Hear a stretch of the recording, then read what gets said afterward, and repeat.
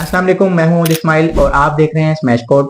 जैसा कि हमने जावास्क्रिप्ट की प्लेलिस्ट शुरू की हुई है, तो आज के इस लेक्चर में हमने पढ़ना है सिंबल्स, वेल नोन सिंबल्स, ठीक है, weak map and weak set. तो ये 2 से 4 टॉपिक्स हैं हमारे आज के इस लेक्चर के, और इनको हमने देखना है कि ये हमारी कैसे जावास्क्रिप्ट से हेल्प कर सकते हैं अपनी वेबसाइट को और फंक्शनल बनाने में।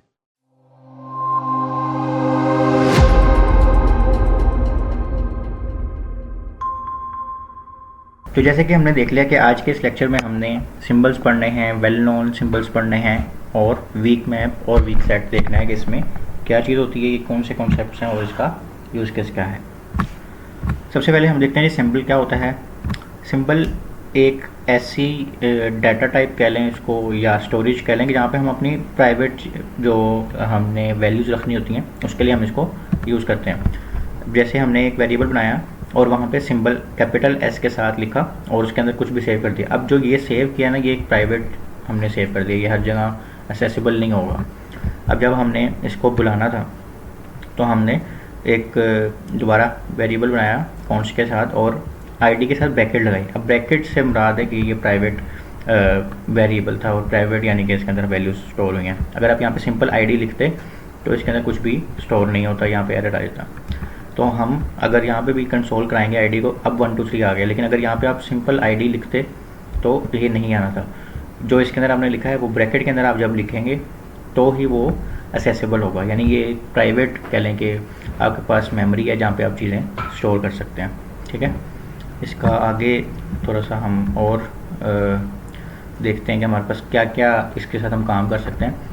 तो सिंबल के साथ हम इटरेशंस कर सकते हैं, जैसे जो हम लूप के अंदर करते थे। ठीक है, जैसे एक दफ़ा एक के साथ कोई परफॉर्म, और एक के अंदर 4 चीज़ें हैं तो पहले के साथ परफॉर्म कर लें, फिर दूसरे के साथ कर लें, फिर तीसरे के साथ कर लें। ठीक है, उसके बाद हमारे पास है सिंबल टू स्ट्रिंग टैग।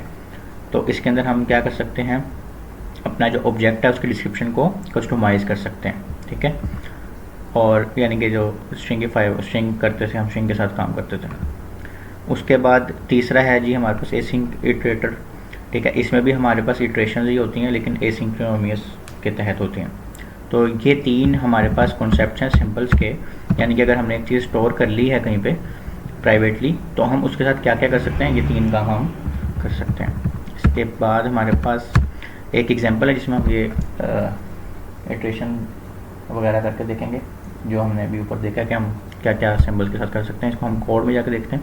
अच्छा, ये मैं वापस में अपनी पुरानी फाइल में आ गया हूँ, जो हमने पिछले लेक्चर में एक न्यू फाइल बनाई थी, उसके बाद हम दूसरी फाइल में चले गए थे, तो अब वापस हम अपनी फाइल में आ गए। तो यहाँ हम लिखते हैं सिंबल्स, और सबसे पहले हम देखेंगे सिंबल्स इटरेटर क्या होती है, इटरेशंस क्या होती है।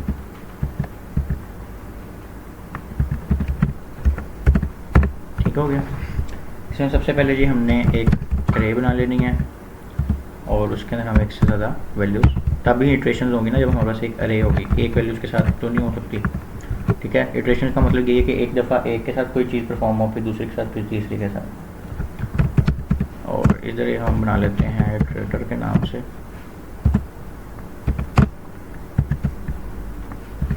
अब हमने यहाँ पे लगा दी ब्रैकेट। ठीक है, या हमने यहाँ पे ये वाला कीवर्ड ले लिया, यानी ये जो हमारा वेरिएबल था, और यहाँ पे अब हम जैसे सिंबल यूज़ करते हैं ना, वैसे ही सिंबल हमने यूज़ करना है, डॉट लगाना है, और अपना जो दूसरा हमारा फंक्शन है इटरेटर, पहला फंक्शन है, उसको यूज़ कर लेना। ठीक है, ये अब हमने एक वेरिएबल बना दिया, यानी इस वेरिएबल में हमने एक अरे बनाई, इस वेरिएबल में हमने अरे को इटरेट करवा दिया। ठीक है, जब हम इसको यूज़ करेंगे यानी कॉल करेंगे तो फिर वो वैल्यू 1 बाय 1 चलने लग जाएगी। अब हम अगर करवा दें console.log और इटरेटर को बुलाएं डॉट नेक्स्ट। अगर आप लोगों को ठीक है, अब हम इसको कंसोल में जाकर देखते हैं।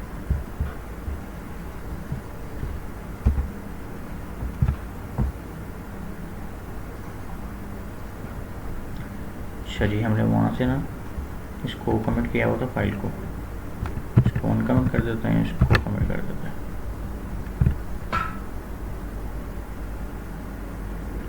अच्छा, ये हमारे पास वैल्यू 1 आ गई है और फॉल्स आ गई है, ठीक है।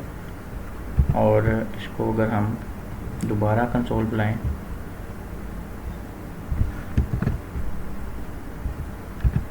तो हमारे पास वैल्यू क्या आ गई है 2 और फिर फॉल्स। और हम अगर तीसरी दफ़ा भी अगर अपना कंसोल बुलाएं तो वैल्यू 3 आ गई है हमारे पास, यानी कि अब उसने एक एक दफ़ा इटरेट करके दिखा दिया आपको।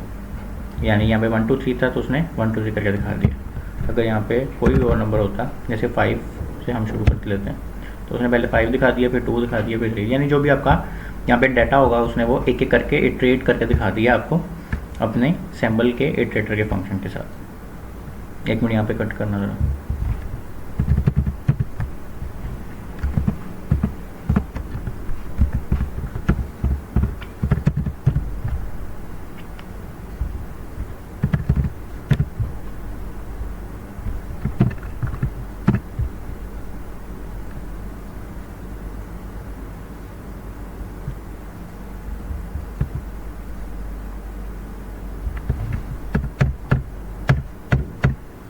ठीक है, यहाँ से दोबारा शुरू करना है।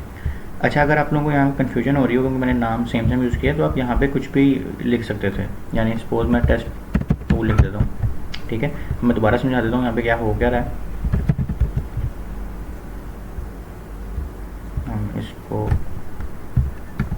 रिमूव कर देते हैं।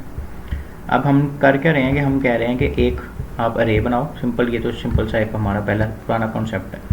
और अब इस अरे को हम सैम्बल्स के अंदर इसको सैम्बल के तौर पे हम सेव करने लगे, ठीक है। हमने क्या कहा, इस अरे को पकड़ो और सैम्बल डॉट इटरेट कर दो 1 बाय 1, ठीक है।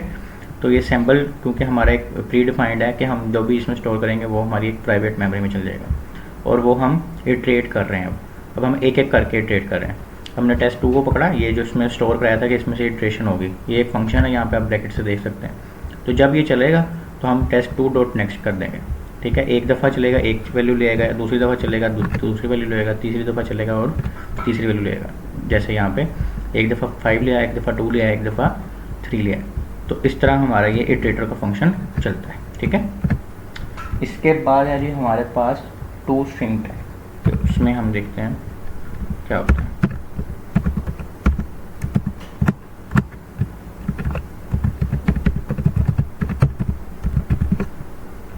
चलिए, इसमें हमने एक बना लिया ऑब्जेक्ट, और उसके अंदर हमारे पास फिर हमने ब्रैकेट लगा ली। ये ब्रैकेट निशानी है कि हम यहाँ पे प्राइवेट वैल्यूज़ के साथ खेल रहे हैं, सिंबल के साथ खेल रहे हैं, ठीक है। टू स्ट्रिंग टैग लगा लिया, और इसके अंदर हमने अपना एक कस्टम ऑब्जेक्ट रख दिया।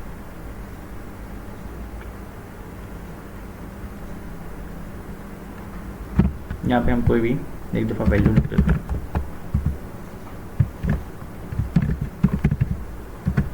यानी अब हम सिंपल जब ऑब्जेक्ट बनाते थे ना, तो कैसे होता था, ये इसकी जगह कोई भी की होती थी। जैसे हम लिखते थे नेम, ठीक है, और हम यहाँ लिख देते थे कोई भी नेम लिख देते थे। हम इस तरह ऑब्जेक्ट बनाते थे पहले। ये सिंपल ऑब्जेक्ट है, लेकिन अब हमने क्या किया, हमने इसको सिंबल डॉट स्ट्रिंग टैग करके हमने एक टैग बनाया, और इसमें भी ब्रैकेट लगाई हुई है, ठीक है। अब इससे हमारा क्या हो रहा है कि ये सिंबल के अंदर जाके सेव हो रहा है। हम डायरेक्टली इस ऑब्जेक्ट में से डाटा निकालना चाहें तो हम नहीं निकाल सकते। आगे जाके मैं आपको वो भी बताऊंगा तो आपको थोड़ा सा और क्लियर होगा। अच्छा, अब हम अगर कंसोल करें, ठीक है, और अपना ऑब्जेक्ट को पकड़ें और उसको कहें prototype dot to string dot call, और उसके अंदर हम अपना ऑब्जेक्ट बनाते हैं, ठीक है। तो अब हमारे पास क्या आ जाएगा, ये हमारे पास ऑब्जेक्ट का कस्टम डाटा रिसीव हो गया, ठीक है। लाइन नंबर 224 है, देखिए लाइन नंबर 224 है। अगर हम यहाँ पे डायरेक्ट कोई कस्टम मतलब अपना डाटा बुलाना चाहें तो हमें नहीं मिलेगा क्योंकि वो प्राइवेट है, ठीक है। अच्छा, इसको और ज़्यादा भी हमें मज़ीद कैसे समझ आएगी, ये वेल नोन सिंबल हमने पढ़ा है, आगे हमारे पास वीक मैप और वीक सेट वगैरह हैं, उससे आपको थोड़ी सी और इसकी समझ आएगी। अच्छा जी, अब हमारे पास है जी वीक मैप। अच्छा, वीक मैप में क्या होता है, जैसे हमारे पास पहले एक एक वैल्यू थी, जैसे हम सैम्पल के अंदर कोई एक चीज़ से सेव कर रहे थे, फिर बाद में हमने अरे भी यूज़ की। लेकिन इसमें क्या होता है, की वैल्यू पेज में ही वैल्यूज़ होती हैं, सिर्फ हम सिंगल वैल्यूज़ नहीं होती हैं, ठीक है। और इसके हमारे पास जो मेथड्स हैं वो है डॉट सेट के, की और वैल्यू हम सेट कर सकते हैं, गेट कर सकते हैं, हैज़ से पता चल सकता है कि वो चीज़ उस ऑब्जेक्ट में है या नहीं, डिलीट कर सकते हैं। ये हमारे सारे पता है हमें कि इनसे क्या मतलब इन चारों का, ऑलरेडी हमने ये सारी चीज़ें पढ़ी हुई हैं जावास्क्रिप्ट में। तो अब इसको देखते हैं कि हमारे पास एग्जांपल में क्या है। इसको हम चलें थोड़ा सा कोड में जाके इसको देखते हैं ताकि आपको समझ आए इसके। अच्छा जी, यहाँ पे हमारे पास है जी वीक मैप, ठीक हो गया। मैप आपने ऑलरेडी पढ़ा हुआ है, अब हम देखेंगे वीक मैप क्या होता है। अभी हमने अब यहाँ पे एक वेरिएबल बनाया कॉन्स्ट सीक्रेट के नाम से, ठीक है, और उसके अंदर हमने एक न्यू वीक मैप कॉल कर दिया ताकि हम उसको बाद में कहीं पे भी यूज़ कर सकें, ठीक है। आपने ये न्यू का वर्ड भी लाजमी लिखना है और फिर ये वीक मैप का भी, और ये गलती है थोड़ी सी, वीक की स्पेलिंग WEAK मैप आएगा, ठीक है। अच्छा जी, उसके बाद हमने बनाना जी फंक्शन। फंक्शन बनाने के बाद हमने उसमें लिख देना है कि हमें एक यूज़र के नाम से हमने फंक्शन बनाया और हमें एक नेम का वो मिलेगा, क्या कहते हैं, पैरामीटर हमें आगे से मिलेगा, और ऊपर से हमने जो सीक्रेट का वेरिएबल बनाया था उसके अंदर हम सेट कर देंगे वो।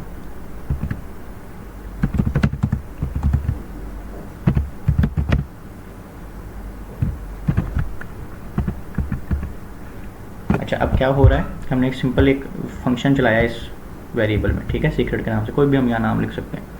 और फिर हमने एक फंक्शन बनाया कि हमें कोई नाम मिलेगा, वो नाम का क्या करना है, उसको आपने सीक्रेट ये जो वेरिएबल बनाया है उसके अंदर सेट कर देना है, नेम के अंदर, ठीक है। उसके नेम के अंदर आपने, यानी कि की वैल्यू पेयर की बात हो रही है ना हमारी इसमें, तो नेम की की बना दी इन्होंने। अब उसके अंदर जो वैल्यू आनी है वो इस फंक्शन से आनी है, ठीक है, और फिर वो एज अ सीक्रेट की स्टोर हो जाएगी। अब हम एक और बनाते हैं यूज़र 1 के नाम से वेरिएबल, और उसके अंदर हम देते हैं न्यू यूज़र, ठीक है, जो हमने ऊपर फंक्शन बनाया था उसको हमने कॉल किया और यहाँ पे लिख दिया स्माइल स्माइल लिख दिया, और यहाँ पे हम कंसोल करवा रहे हैं सीक्रेट डॉट गेट। अब गेट का मेथड हम देखने लगे हैं यूज़र 1, ठीक है। अब हो क्या रहा है, इसको हम बंद करते हैं। ये देखें, यहाँ तक समझ आ गई थी हमें। अब हमने एक और वेरिएबल बनाया यूज़र 1 के नाम से, न्यू यूज़र डाला और यहाँ पे वैल्यू दे दी हमने, ठीक है, यानी ये वाला फंक्शन कॉल किया हमने और ये नेम की जगह हमने अपनी एक वैल्यू दे दी। अब वो वैल्यू यहाँ पे नेम की के साथ स्टोर हो जाएगी, ठीक है, यूज़र 1 के नाम से। हमने यूज़र 1 का एक अलग से बना लिया, और अब हम जाके अगर कंसोल देखें तो ये देखें नेम इस्माइल आ गया। अब इतना सारा रोला करने का हमें क्या फ़ायदा हुआ, हमें फ़ायदा ये हुआ कि हम पूरा, हमारे पास ऑब्जेक्ट नहीं कहीं पे भी शो हो रहा। अगर इसमें और भी यानी वैल्यूज होती तो हमें वो शो नहीं हो रही होती। हमने अगर किसी और के लिए करना होता, यानी और वैल्यू स्टोर करनी होती वहाँ पे, तो हम यहाँ पे लिखते यूज़र 2 सिंपली, और यहाँ पे हम ले लेते स्मैश,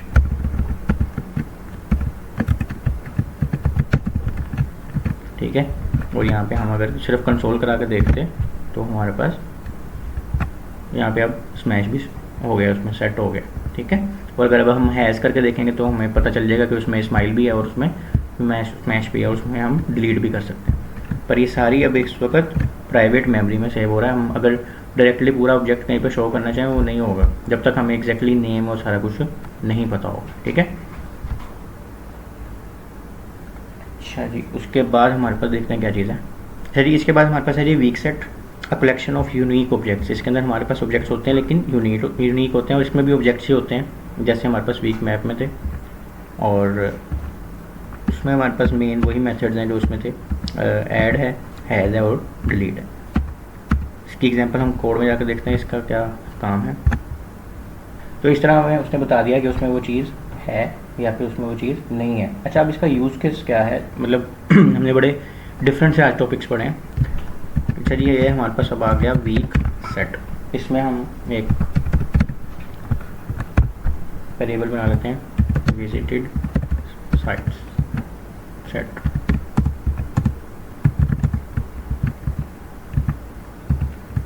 हम यहाँ पे एक न्यू वीक सेट बना लेते हैं, ठीक है, जैसे हमने पहले बनाया था। और अब हम एक और वेरिएबल बनाते हैं, let place is equal to name, ठीक है, पार्क।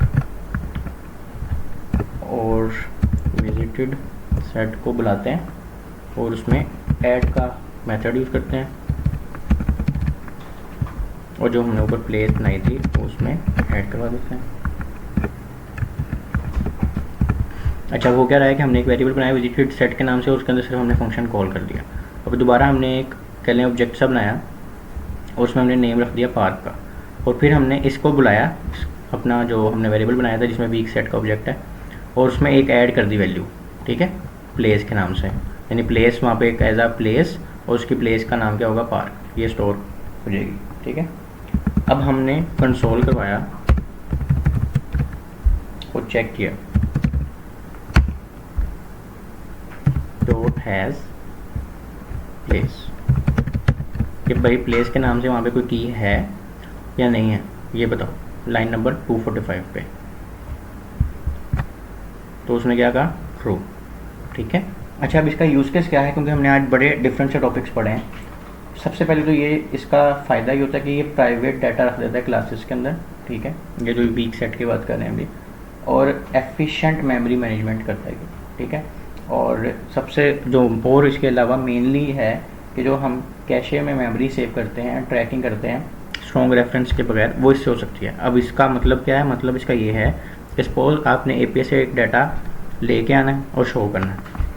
अब पेज ना री रेंडर हो रहे होते हैं, बार बार दोबारा एपीआई से हम डाटा ला रहे होते हैं, डाटा शो कर रहे होते हैं, डाटा ला रहे होते हैं, शो कर रहे होते हैं, पर कुछ ऐसे डाटे हैं जो आपने डायरेक्टली सिर्फ शो करने की वो चीज़ उसमें है या नहीं है, तो उसके लिए आपको एपीआई कॉल करने की ज़रूरत नहीं है। आप इसको कॉल कर सकते हैं और डायरेक्ट शो कर सकते हैं कैश मेमोरी यूज़ करते हुए, ठीक है। तो इसका ये हमारे पास यूज़ केस है। इसका एक और हम क्लासेस वाली एग्जांपल ले लेते हैं दोबारा से, कि हम एक प्राइवेट डाटा के नाम से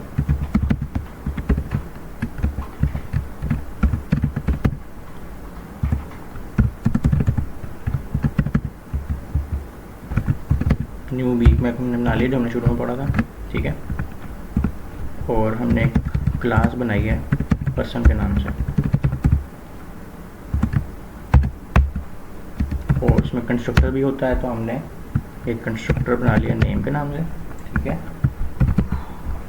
और हमने क्या कहा, प्राइवेट डाटा डॉट सेट, यानी उसमें हम चीज़ें रखने लगे हैं कि दिस डॉट कॉमा, और उसमें हम नेम रख देते हैं, ठीक है। इधर हम एक और बना लेते हैं गेट नेम के नाम से,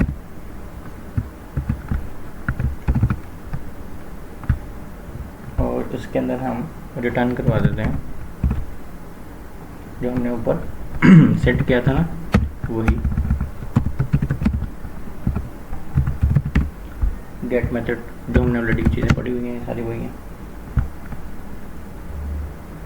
दिस डॉट नेम, ठीक है। और अब हम कंसोल करा के देखते हैं, या पहले तो हमने वो जो पर्सन का ऑब्जेक्ट बनाया था, ठीक है, उसके अंदर हम लिख देते हैं न्यू पर्सन, उसको हम वैल्यू देने लगे ना, ऊपर हमने कहीं पे वैल्यू नहीं दी हुई, ठीक है।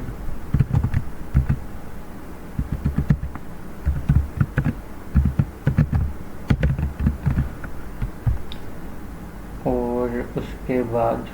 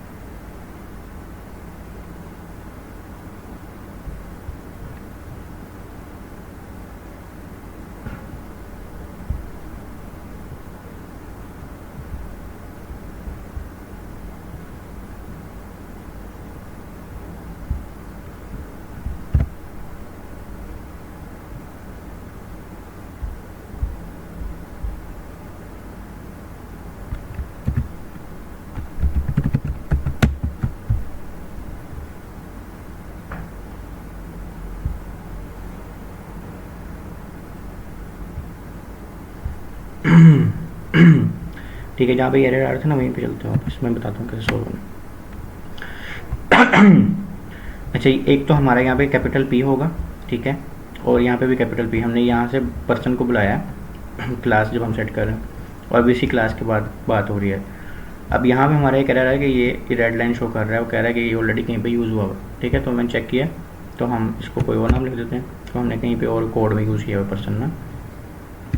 अच्छा जी, अब हो क्या रहा है दोबारा से हम देख लेते हैं। हमने क्या कहा कि एक वीक मैप का वो बनाओ सारा फंक्शन सा, और हमने एक क्लास बनाई, ठीक है, जैसे ऑब्जेक्ट्स होते हैं ऐसे क्लासेस होती हैं, और उसके अंदर हमने एक प्राइवेट डाटा बनाया, एक ऑब्जेक्ट जो ऊपर बनाया हुआ था उसको पकड़ के हमने सेट कर दिया एक नेम का, एक वहाँ पे की बन गई। और अब हमने गेट नेम करना था, तो हमने कहा गेट नेम करने के लिए भी हमने डॉट गेट वही नेम बुला लिया जो हमने यहाँ पे सेट किया था, ठीक है। और अब हमने उसको एक वैल्यू भी दे दी कि जो न्यू पर्सन को स्माइल की वैल्यू दे दो, जहाँ पे भी वो नेम उसको चाहिए ना वहाँ पे वो स्माइल सेट कर देगा, ठीक है। अब हम अगर इसको कंसोल करवाएं, पर्सन डॉट गेट नेम,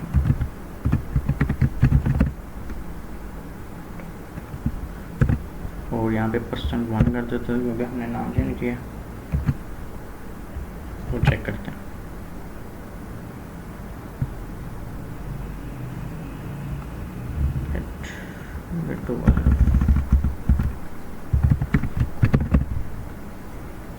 ये जो हमारा था ना इसका स्पेलिंग गलत लिखी हुई थी हमने, तो अब ये देखें हमारे पास ये 256 लाइन से भी स्माइल आ गया, ठीक है। अब इसमें हमने क्योंकि जो उसको वैल्यूज़ नहीं मिल रही थी वो हमने उसको दी हैं यहाँ पे, यानी कि स्माइल दिया तो उसने अब गेट भी किया तो हमारे पास गेट हो गया। अब इस सारे का सीन ये होता है कि हमने ये प्राइवेट मेमोरीज इसलिए ये सारी यूज़ करनी होती हैं कि हमने ज़्यादातर कुछ ऐसा डाटा होता है जो सबको शो नहीं करवाना होता, और अगर हम कोड करें और गलती से वो ओवर रिटर्न हो जाए या कुछ इस तरह का मसला हो, उसके लिए भी ये यूज़ होता है। यानी कि अगर हम जैसे अब सैम्पल पढ़ रहे थे हम डायरेक्ट यहाँ पे, अब अगर मैंने उसको अरे के अंदर यूज़ किया है ना, जैसे ये मैंने अरे की ये यूज़ की है ब्रैकेट, अगर मैं ये ना यूज़ करता, ठीक है, सिंपल एक सैम्पल के नाम से भी हम वैसे भी वेरिएबल बना सकते थे, तो वो ओवर रिटर्न हो सकता है। यानी मैंने अभी जैसे किया ना, पर्सन हमारे पास कहीं पे ऑलरेडी यूज़ हुआ था और मैंने पर्सन 1 किया तो वो यूज़ हो गया। लेकिन अगर हम ये सैम्पल के तौर पे ना यूज़ करते तो वो चीज़ ओवर रिटर्न भी हो सकती है, डिलीट भी हो सकती है, सारा कुछ हो सकता है। लेकिन अगर हम सैम्पल यूज़ करेंगे तो वो हमारी एक तो डिलीट नहीं होगी चीज़, ओवर रिटर्न नहीं होगी, और जब हम चाहेंगे ओवर रिटर्न करना तो हमें एग्जैक्टली नेम और एग्जैक्टली हर चीज़ पता हो तब वो चीज़ हो सकती है। यानी कह लेंगे एक प्राइवेट मेमोरी है, इसका मोस्टली यूज़र की साइड पे कोई ख़ास उसको पता नहीं रखता, लेकिन ये मोस्टली बैक एंड पे हम यूज़ कर रहे होते हैं कुछ सीक्रेट कीज़ वगैरह रखने के लिए, या और अगर हमें कहीं पे private memory unique memory use करनी है यूनिक डाटा के लिए। तो ये था जी आज का लेक्चर, उम्मीद है आपको समझ आई होगी। थोड़े से कॉन्सेप्ट्स मुश्किल हैं तो आपने एक आधी दफ़ा दोबारा वीडियो देख लेनी है अगर आपको एक दफ़ा में समझ ना है, और फिर भी ना समझ आए तो आप कमेंट्स में पूछ सकते हैं। उम्मीद है आपको समझ आ जाएगी और आप प्रैक्टिस भी कर रहे होंगे। इसकी आपने प्रैक्टिस करनी है, इसकी भी प्रैक्टिस करनी है, इससे पहले भी जो टॉपिक्स पढ़े हैं उसकी भी प्रैक्टिस करनी है। थोड़े से 1-2 लेक्चर्स हमारे और रह गए एडवांस जावास्क्रिप्ट के, और इंशाल्लाह इसके बाद हम API इंटीग्रेशन पे मूव करेंगे। तो उम्मीद है आपको समझ आई होगी। अगर कुछ भी नहीं समझ आई, मैं दोबारा बता रहा हूँ, फेसबुक के ग्रुप में भी आप पूछ सकते हैं, कमेंट करके भी पूछ सकते हैं। अपना बहुत सारा ख्याल रखिएगा, मिलते हैं अगली वीडियो में। अल्लाह।